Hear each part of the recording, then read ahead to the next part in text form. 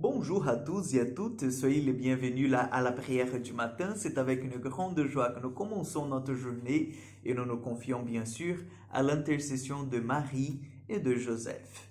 Au nom du Père, du Fils et du Saint-Esprit. Amen. Je vous salue Marie, pleine de grâce. Le Seigneur est avec vous. Vous êtes bénie entre toutes les femmes. Et Jésus, le fruit de vos entrailles, est béni. Sainte Marie, Mère de Dieu, priez pour nous, pauvres pécheurs, maintenant et à l'heure de notre mort. Amen. Notre-Dame de Lourdes, priez pour nous. Nous allons prendre, chers frères et sœurs, l'évangile de Matthieu, chapitre 5, versets 17-19. En ce temps-là, Jésus disait à ses disciples, « Ne pensez pas que je sois venu abolir la loi ou les prophètes, je ne suis pas venu abolir, mais accomplir. Amen, je vous le dis, avant que le ciel et la terre disparaissent, pas un seul iota, pas un seul trait ne disparaîtra de la loi jusqu'à ce que tout se réalise. Donc celui qui rejettera un seul de ces plus petits commandements et qui enseignera aux hommes à faire ainsi, sera déclaré le plus petit dans le royaume des cieux. Mais celui qui les observera et les enseignera, celui-là sera déclaré grand dans le royaume des cieux. » Acclamons la parole de Dieu.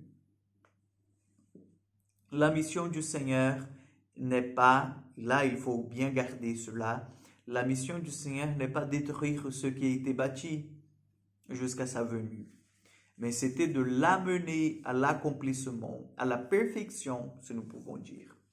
Jésus vient, chers frères et sœurs, non pas pour contredire les prophètes, la loi, non pas pour contredire la promesse que Dieu leur avait faite, mais justement pour l'accomplir, parce que nous savons que Jésus, il est la plénitude de la révélation.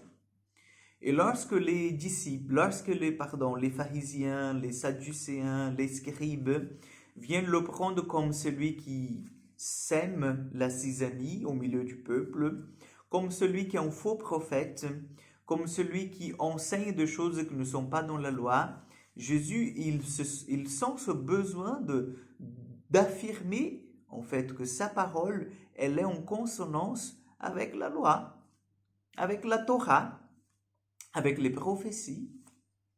C'est tellement vrai que nous allons méditer au cours de ce carême, notamment de la Semaine Sainte, sur le serviteur souffrant. C'est lui qui est capable de prendre sur lui le péché de l'humanité tout entière. Donc nous voyons que les prophéties qui ont été prononcées, les Écritures, elles témoignent déjà de cette venue du Seigneur. Et Jésus vient dire, mais ne vous inquiétez pas. Mon but, ce n'est pas de rompre avec tout ce que vous a été enseigné jusqu'à maintenant et ce que vous avez vécu et cru, mais c'est d'amener cela à l'accomplissement, c'est d'être l'objet en fait de votre promesse. Et là, je dis objet, pas pour réduire Jésus.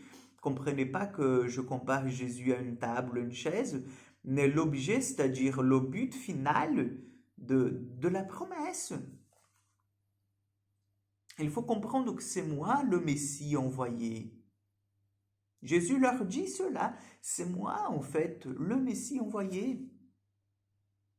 Donc, chers frères et sœurs, ne comprenons pas différemment, parce que nous avons aussi en fait la tendance de dire, avec Jésus, tout est nouveau, tout est neuf, voilà, il a mis la révolution et tout ce qui est venu avant n'était pas bon. Non. Jésus s'inscrit dans une continuité, mais dans une continuité qui mène à un accomplissement. Nous sommes d'accord qu'avec Jésus, nous commençons le temps messianique par excellence.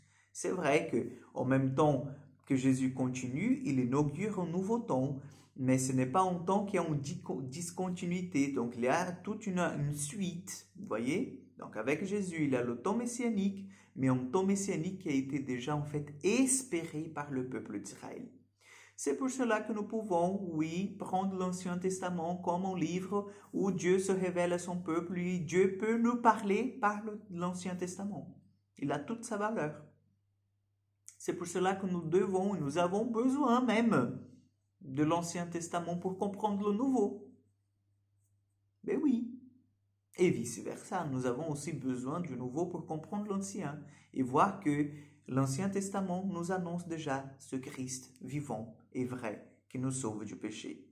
Donc demandons au Seigneur ce matin qu'il nous aide à entrer dans cette histoire d'amour, cette histoire sacrée qui a commencé avec le peuple d'Abraham, qui a commencé par l'Alliance, qui a commencé aussi avec Adam et Ève déjà, décrit selon le livre de la Genèse, qui a commencé dans ce souffle d'amour sur les narines d'Adam et Ève, et que Dieu a voulu en fait que ce souffle nous accompagne jusqu'aujourd'hui, ce souffle de l'esprit, ce souffle d'amour, ce souffle que nous tient debout. Donc demandons au Seigneur qu'il nous aide vraiment à nous inscrire dans cette histoire d'amour, que nous acceptions ce mouvement d'amour du Seigneur dans nos vies. Amen. Le Seigneur soit avec vous. Que Dieu Tout-Puissant vous bénisse et vous garde, le Père, le Fils et le Saint-Esprit. Amen. Bonne journée à vous et à demain pour encore une prière du matin.